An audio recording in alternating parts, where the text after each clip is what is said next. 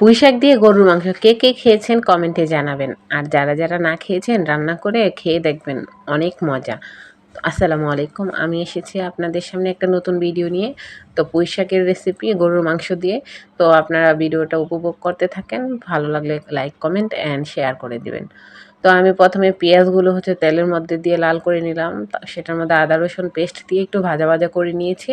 এখন এক এক করে মরিচের গুঁড়া, হলুদের গুঁড়া, জিরার গুঁড়া, ধনিয়ার গুঁড়া, গরম মশলা গুঁড়া এগুলো দিয়ে তারপরে আমি এই মশলাটা সুন্দরভাবে কষিয়ে নিব। মাংস রান্না করার জন্য যে যে উপকরণগুলো আমরা দিয়ে থাকি সেগুলো দিয়ে মশলাটা কষিয়ে নিব। তারপর যে একটু পানি দিয়ে দিলাম, পানি দিয়ে ভালো করে মশলাটা কষিয়ে নিই যেন কাঁচা কোনো ফ্লেভার না থাকে।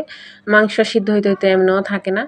তারপরে এর মাঝে আমি কেটে রাখা মরিচ দিয়ে দিলাম, কাঁচা মরিচ।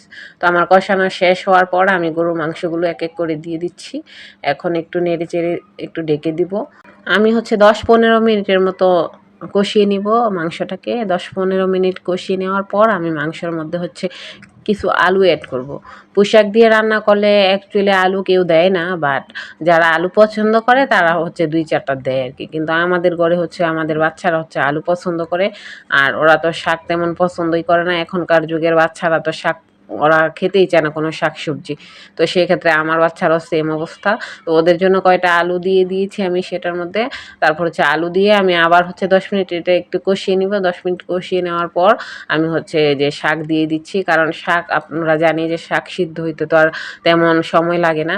তো পুঁই শাকগুলো আমি দিয়ে একটু নাড়াচাড়া দিয়ে দিচ্ছি। আমি আর এখানে পানি অ্যাড করব না কোনো।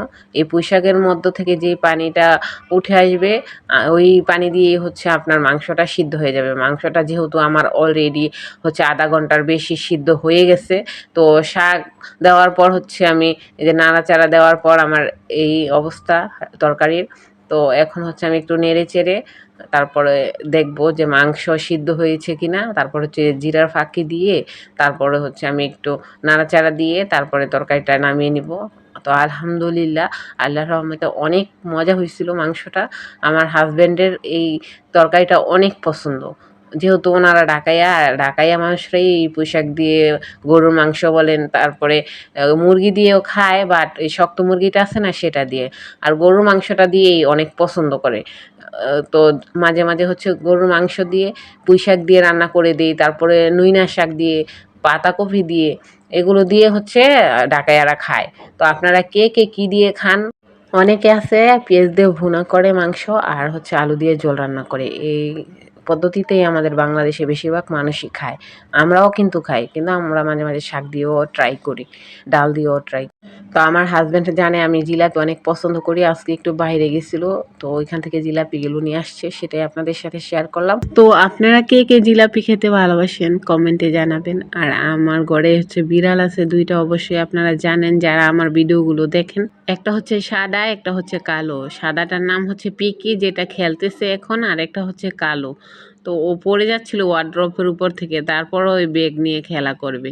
তো আজ এই পর্যন্ত। আসসালামু আলাইকুম, আল্লাহ হাফিজ, ভালো থাকবেন সবাই।